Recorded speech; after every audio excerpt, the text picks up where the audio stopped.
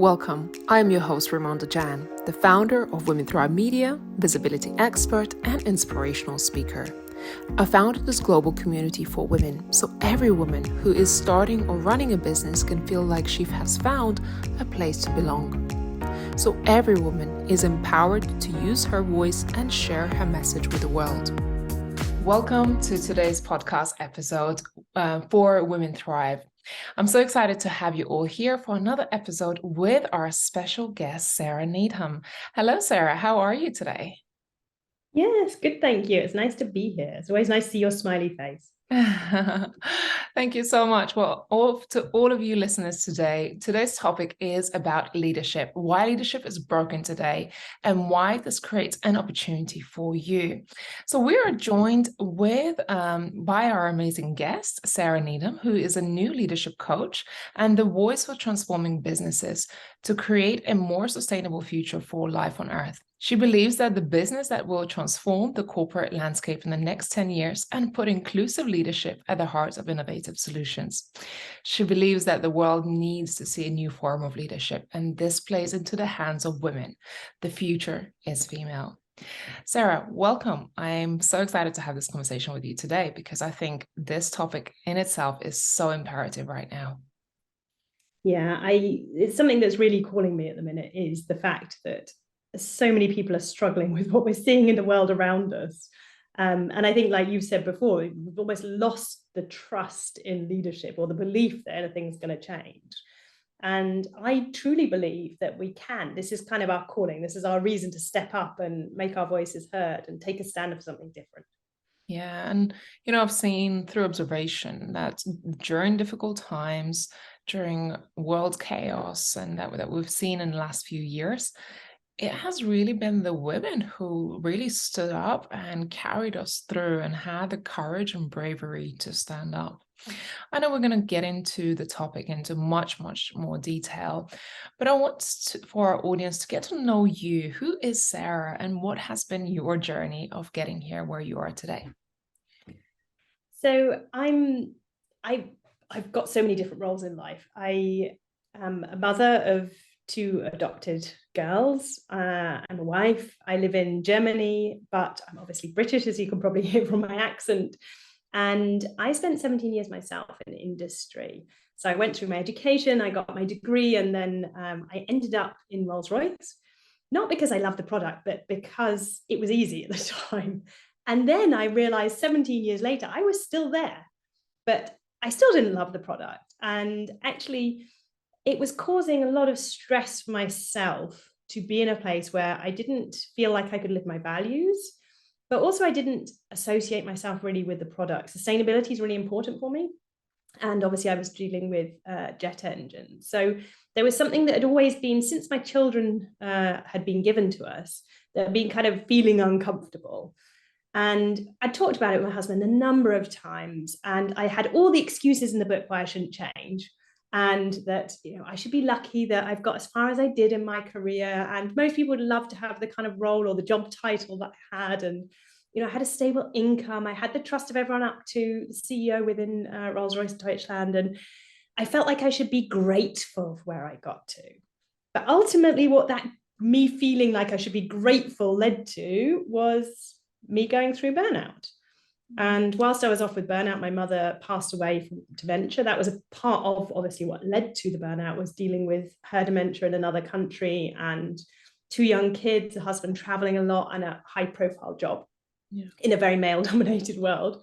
And yeah, I couldn't deal with it all.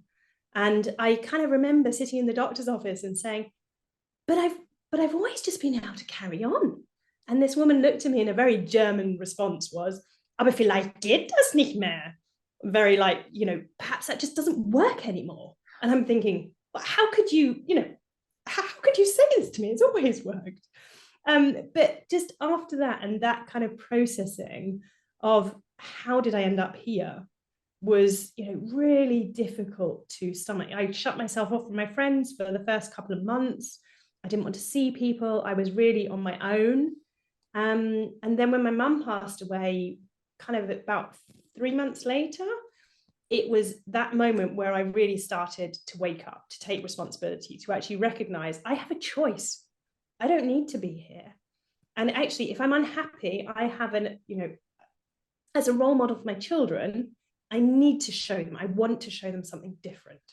That actually the mother doesn't have to sit within a role because it's safe, because it's secure. We get to have fun. I wanted to have more fun in my life. I wanted to actually enjoy what I was doing, be passionate about it, and really feel like I was creating change towards creating something more positive for future generations. And that was ultimately why I left. I did not know what I was going to do when I left. And that was very uncomfortable. And I really started coaching. I'd never been through coaching. And I started coaching as a wave of self-development. I'd always been told I led by coaching, but I didn't really understand what it meant. And so I started at self-development, and then it kind of grew or took off from there. And now I really work with people who are like me 5 years ago, or with tech leadership teams who are struggling to really understand how to make these changes, to go from a very structured, hierarchical system to something where it really empowers people and actually puts the people back at the heart, which is why I talk about inclusion, because it doesn't matter whether you're male or female, what sex you are. It's about giving people the ability to be themselves, to shine as they are, because we've all got something we can shine with. But unless we're enabled to contribute, then most people, as you're seeing with all the engagement stats as they are recently, most people at work kind of pull back. They just kind of get to a point where they give up. They don't want to engage anymore. I don't believe that's where we shine as humans. Yeah. And I think we need all of us shining to be able to make the world a better place for tomorrow. That's amazing. I love hearing your story because it's so relatable. And I think so many women who have been through amazing roles in life, something has to give. And it comes a turning point for a lot of women that I've spoken to and connected with, that is usually the burnout that leads them to reevaluating where you are, where are you in your life right now, and what really truly matters. And I love that you shared that actually the role started to actually be almost uncomfortable because it wasn't really aligning with your own true values. So you having to compromise something in order to bring a paycheck home. That's what it sounds like. Yeah, and I think the other thing is, and this is what I hear a lot from my clients and from people that I'm working with, is when you're younger, you kind of aim somewhere and you're aiming for a job title or to have a house, all these things that we're told when we're growing up that are important. And you aim there, and quite often, like me, you get there and then feel, well, is it enough? Is it, it feels very empty because it's not really meaningful to you. You've not defined what success means to you. You've kind of gone after something that someone else has told you, or society expects in some ways. And then you get there and go, oh crap, what am I doing here? This, have I really invested all my time? Because a lot of the women I'm working with are really high achievers, and they've gone through a lot. They've gone through a lot of pain. They've gone through, really committing to a business, and they get to a certain level and go, oh, is this it? Yeah. Yeah. So why did you choose, I'm really curious to find out, why did you choose leadership as a topic of area of your expertise to pursue after you have left your corporate world? Because I see it's being done so badly in the world. I just see there's so much that we can do better. And I don't want to make us wrong for where we are today, because I think that's actually what's going to help us drive change for tomorrow. Sometimes things have got to break to actually be able to reimagine and recreate, to transform and evolve. We really need to evolve leadership back to the heart of what it's meant to be, which is supporting ourselves and others to maximize their impact. And there are so many systems that are still almost like they're archaic. They're coming over from the world wars. They're coming over from a time with control and command. They're coming over from a time of productionizing, the Industrial Revolution kind of time. And actually, now our value, or a company's value, is in its knowledge, is in its people. We can create any technology that we need but ultimately it's designed and created by people. So if you've only got a small population of people, that all look and sound the same, yeah, they're going to agree to each other or with each other all of the time, but you're going to miss all of this other stuff that's going on the other side of the rainbow because you can't see what else is happening. And this is where I think that if we're going to create a more sustainable future, we need all of us with our ideas, being able to have difficult conversations. Again, it's something we're not seeing very well in industry. People are struggling to have these conversations where they maybe disagree with somebody. And yet that's where innovation occurs. It doesn't occur with everybody sitting there and nodding and agreeing. And this is why we need to be able to engage boldly, to know where we bring value, where we contribute, and be able to speak about it as to what's important to us and how we create value so we can enable others to do the same. Again, it's role modeling. It's being able to take a stand as a leader, speak up about what's important to you, speak up about yourself, but use that as an enabler for the greater good, not because you want to obviously be the center of attention yourself. It's enabling other people to actually create their own little kind of inspiration from what it is that you give. And I mean, I don't really like the term servant leadership, and I think women often take this to extremes.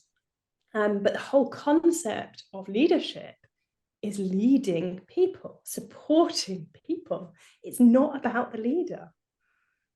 And I see that in this new generation. I think people, I see in the young teenagers these days that they're really passionate about some things like sustainability, like seeing world differently, because I think they've observed all the things that are broken and are not currently functioning, and they're wanting to see different futures. So I think right now in our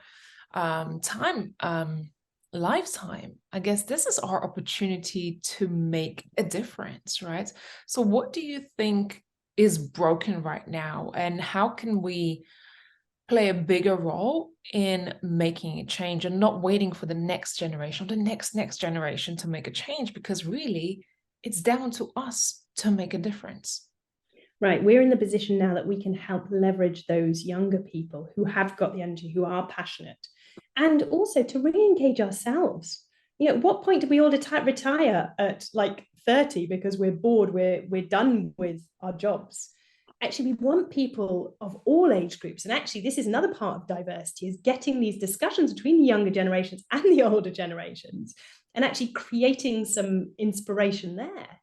So we have a role, those of us who have a voice, to actually speak up on behalf of others, to create that space to say it's not working today, to be clear that's not working because of command and control, because of scarcity, because of fear.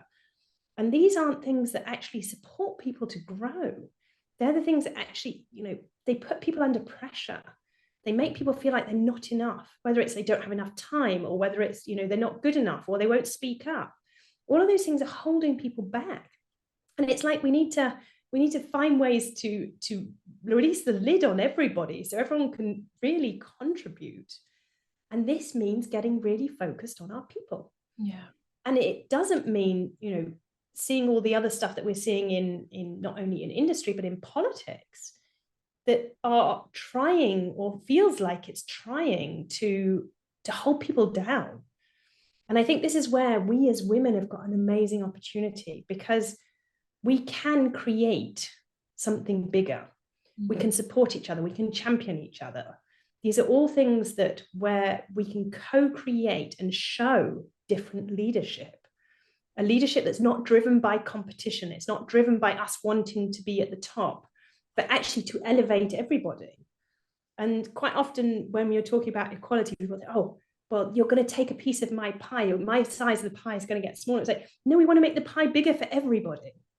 And it's not about women making it bigger for women. Women are making it bigger for everybody. Yeah. And that's the bit where, because of the instinct and because we've been othered so much of our lives through our communities and through, how we've been normalized, we automatically have more compassion for people. We want to enable other people. the two biggest things, or the two biggest goals from all of the women that I've spoken to in the last 4 years since I've been coaching are, the first one is to help others, to support others so they don't have to go through the same crap that they've been through. And the second one is to have a positive impact. Yeah.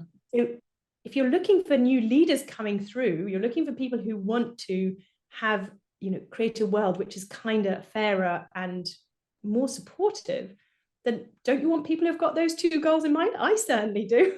Yeah. I certainly feel that way as well. That if we observe what's going on in the world in the last few years, and even currently in the current affairs, I think you're right in saying that women especially have been really othered. And I think the old style of leadership is continuing to hold on to that power and to try to make sure that we specifically as women are not advancing or not having our freedom, not having our safe. You just look at the situation that's happening in Iran right now, women protesting and taking that role of leadership of saying, that's my right. These are my human rights. And I am so passionate. I will, risk my life to make a change, not just for myself, but for new and future generations.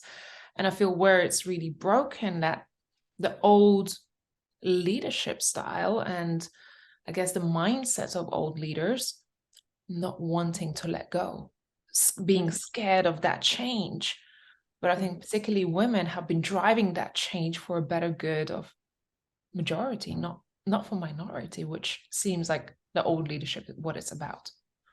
Yeah, I think you bring up a good point. I mean, in Iran, it is obvious to the rest of our world, but we obviously can't step into their culture. We cannot understand what's going on. But in businesses, I think you've just kind of hit the nail on the head. It's fear that, well, what's got us here, this has served us up until now. We've got to let go of that if we're going to take this new and very unknown step into empowering people properly. And I think a lot of, certainly business leaders, it is unconscious. It is invisible, the steps that they need to make. The structures are all still set up around this old hierarchical system where you get promoted for being good, for high achievement, high individual performance. And then you get into a leadership role because that's how you get promoted. And then you're told, right, now you've got to act over here. And it's like, well, nobody's grown up in this new system, which really is about empowering, enabling teams to grow. So I really think that the leaders, the business leaders especially, and it is difficult in different in the political environment, but the business leaders honestly do not see how to necessarily create these changes in their businesses. I don't necessarily think they are aware that they're being stuck or that they are stuck, but they're definitely stuck in that old leadership paradigm because of the fear of letting go. To be able to create something new means really letting go of a lot of what's got them to where they are today. Yeah. Why do you believe that women are the future of changing this paradigm, creating a new way of life? I think it comes back to what I said before, these two overriding goals that actually, when you get down to the heart of what women want, is supporting other people and creating something positive for future generations. There is this point in a woman's life where we go through this sort of almost a storming phase, and we start our careers and we really let go. We think, well, it's going to be different for us. We'll keep moving. We'll change everything. And then you get to a certain point where you realize it's not changing. It's not like I thought it was. There aren't, everything's not equal like I thought it was. And honestly, I didn't really see it until I left industry. So for me, it took a long time to really recognize that I'm not in an equal playing field. And I think a lot of people find this, while you're in the system, you almost begin to live like the system. Yeah. And so we need people who are willing to speak up, who are willing to share that actually, I might have been wrong earlier in my career. I might have potentially supported something that wasn't right or isn't where I would support it now. And this is where I think women are a lot more open to say, look, I maybe got it wrong. And now this is what I see. This is what I've learned, sharing these insights. to help other people grow. Because if you look at the intention to create a more sustainable future, then actually that means we've got to look ourselves in the mirror. All of it starts with us as individuals. And what you see is women get to a certain point in their lives where they realize that something's not how it was. Maybe it was like me going through multiple miscarriage or adopting my children or my mum dying. It could get any of these kind of things that shift our mindset, shift our perspective on life. And at that point, it's like, well, the world looks different. From one moment to the next, the world looks different. So it looks different. Why does it suddenly look like different? This creates this whole spiral for women generally, which is somewhere usually between 30 and 20s and 45, where we all go on this kind of journey of discovery to say, well, what if it's not that? Or you get to that role and realize it's empty, like we said earlier. Yeah. Well, if it's not that, what is it? Who am I? What do I bring? And this is where we try to break out of roles of, I'm not just a mum, or I'm not just a wife, or I'm not just, a leader, and look for these ways to redefine it, but redefine it in a way that's more inclusive, that's more open. And actually what I see quite often within businesses is as men get higher, they become more vulnerable because they're scared of, well, if I'm not this person, then who am I? So they kind of hold on to it tighter, whereas generally women come kind of open at that point to say, actually, there's got to be something else. There's got to be a different way. So women bring the skill sets from the fact they've been othered through their lives. Mm-hmm. And so like the bringing things together and connecting with people and the compassion. But they also bring this will, this intention to want to create something better, this belief there must be a better way. Yeah. So many things that you've said, and I certainly think that there comes a turning point, like it was your turning point in your career, which is like, well, it's always worked. And your doctor said, well, what if just it doesn't work anymore? And I think we see that's just a beautiful way of like coming back and saying, well, what if everything you've known no longer works? What if we have to make a change?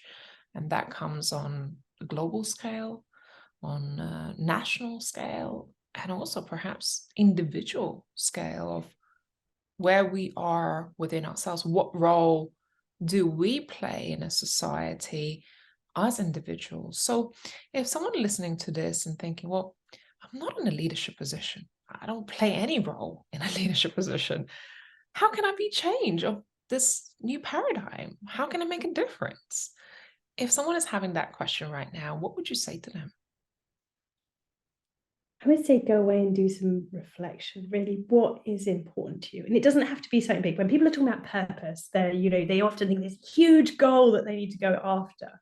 And actually, it can be something as small as, well, I want to create a better future for our future generations, our children, my children. Make it personal, but make it about something that's really important to you. And then look for where that shows up in your life. Does it show up at work? How does it show up in your private life? How does it show up, in your community, how you're showing up in your community? And look for ways, or look for things that get you excited. So probably not reading the news. I generally try and avoid the news, but look on social media. Who are the people you're following? What are they talking about that is exciting to you? What's going on with your friends that you go, oh, that could be fun? Look for things that get you sparking, as I call it. Look for those points where your eyes light up and you can feel your energy getting excited. And then follow the energy, follow what's fun.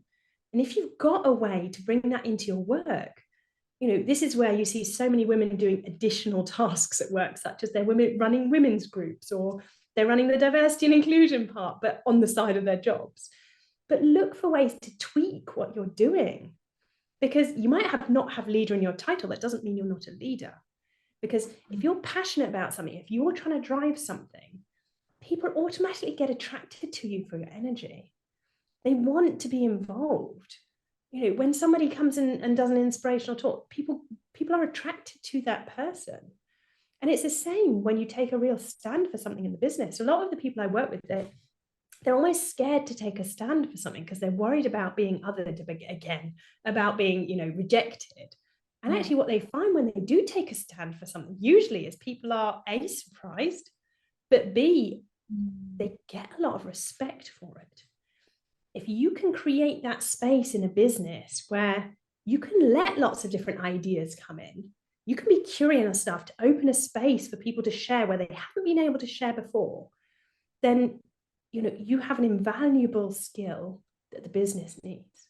They need people like this. So it doesn't matter where you're sat within an organization. Go look for the things that get you excited. Try and get yourself involved in them. And look for ways to really kind of get closer to actually, what do I stand for? And if I'm showing up, honoring that value, honoring that person, then what are the actions that I would take? It's almost like you look at yourself in a year's time and say, if I'm going to be that person, well, if I'm already them now, what action would they take? What would they do? Because a lot of what women almost get trained or normalized to do, unfortunately, is to talk ourselves down. We give away our power when we speak. So we talk about, we say, we did this or we did that, or, we think, and actually take back that power. What do you think? What do you want? Use I want, I think, I need, I feel. Because when you do that, it tells people so much more about you. It really is the first part of taking a stand for something, because people will learn what it is that's important to you. And it can feel very vulnerable, I guess, as a starting point. But just look at the reactions that you get from people. Most people actually really admire it when somebody else takes a stand for something. I quite often say to people, when we feel vulnerable, when we feel, things are uncomfortable, all other people see is courage. Yeah, I love that. Standing for something is so, so powerful, because that really shows what you're about. What are your values? What do you feel strongly about? And as I say, even if someone that doesn't have a leadership position, having a strong stand on a particular thing or point of view or particular issue makes you almost a leader that other people will become to admire. So we can all start to make a change. If there is something you're feeling passionate about, if there is something that you truly believe is the better way of doing, voice it. And I remember when I was relatively young, maybe in my 20s, and I was working for one of the top 100 employers in the UK. But yet, whilst I was in a top 100 employers list or organizations that I was working for, I still saw some things that were not necessarily good, and I wanted to make a change. And I felt, after trying so many times and trying to influence how things were done, I just saw that management weren't really interested in the frontline staff to hear their ideas or their input. And because I didn't have a leadership position, so to speak, I actually gave up. And I said, well, I will pursue entrepreneurship, because I don't see my role being valuable enough unless I get to the top level where I can make an influence, where I can make a change. And perhaps if I was perseverant and had more courage, but I was only 20 years old at a time, maybe that would have made a difference in a front line and in the organization on a bigger scale. Definitely. But at the same time, you took courage by stepping out and actually taking a stand for something, and say, that's not for me. That's not what I want to invest my energy in. You've taken a stand for yourself. And like, entrepreneurship in itself is quite a courageous thing to do. But I think, if somebody's in that position that you're talking about, one of the really easy ways within a business is, all businesses now have got business values. What are the business values? Go and find maybe one or two of the business values that really resonate with you, that you feel, that's meaningful to me.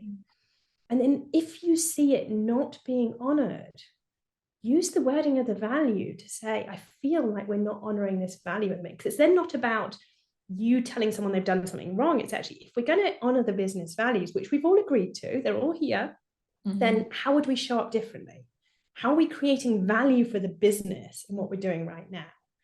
And so this is another way to actually bring in and actually utilize, because values are great, but if they're not used, they create distrust or mistrust because they're being dishonored. And then you get this out of balance. And actually, what we need to do is actually, if we could get every business living these values. So if you're looking for something, you're like, oh, I don't really know what I stand for, then look at the business values, see which ones really, feel right to you. And then use those as your kind of like your grounding points, your points to take a stand on. Because I'm sorry, you can never be wrong by honoring the business values. And if you are, then there's something wrong with the values as they're written out. I would love to see businesses that are promoting against business values. You're promoting people who are honoring your business values. You're using them in every business decision. How is this honoring our business values? And how is it dishonoring? All of a sudden, you've got clarity as to actually, maybe we're not quite aligned with the values we've set out. Yeah. And, imagine the clarity you get in a business all of a sudden, that every decision is rated against the values that you've got. And then at least everybody is clear. Okay, we've chosen to dishonor this value right now and make a decision because, and that's all of a sudden gone through your organization. It's a very different place when you're really using your values as a business, because that's where you get trust in the leadership. That's where you get trust that actually I can speak up and tell people that actually I don't feel like we're honoring this value, because that's just normal discussion. Yeah. Yeah. I love this conversation. Well, Sarah, for those who are listening to this podcast episode right now, I know there are people, there's a place for them to learn a little bit more about this topic. And of course, you are one of our featured Women Thrive speakers in 2023. Tell us a little bit more about the topic you will be speaking on our stage. So I'm going to be talking about why the future of leadership is female and why the world needs you. Because to me, it's super important that we all are able to contribute. We are all leaders in our own right, and how we take advantage almost of what has caused us problems maybe up until now in being othered and feeling different and feeling like we don't fit in, to actually enable more people to actually take that stand. So I'll be going in with some tips and tricks as to how you can create this for yourself. But it's really important for me that we can enable everybody to feel proud of themselves. Everyone's a unique human being, and we're all perfectly imperfect. And we sometimes try and focus on the areas where we want to be perfect, rather than actually standing up and saying, yeah, well, maybe I'm not great at this, but this creates an amazing opportunity for somebody else. So this is where we create this collaboration and co-creation. Beautiful.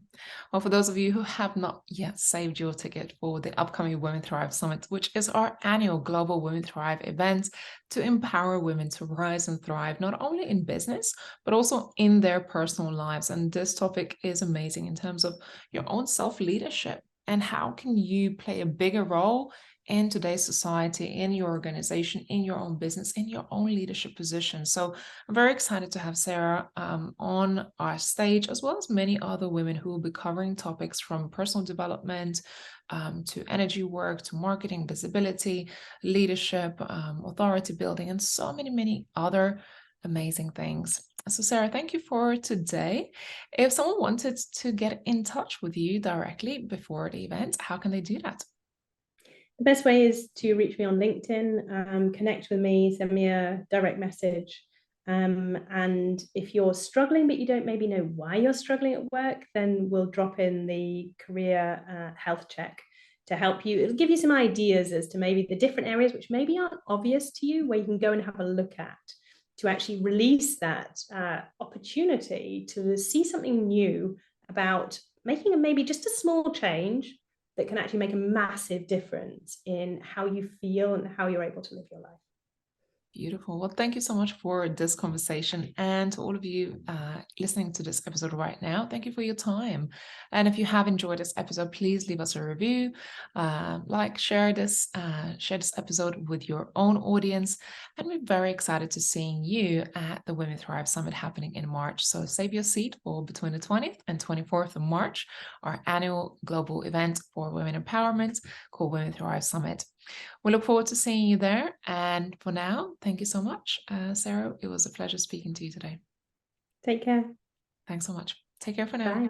Bye. Did you enjoy this episode? Share it with the world. Make sure to also leave a review and subscribe for future episodes.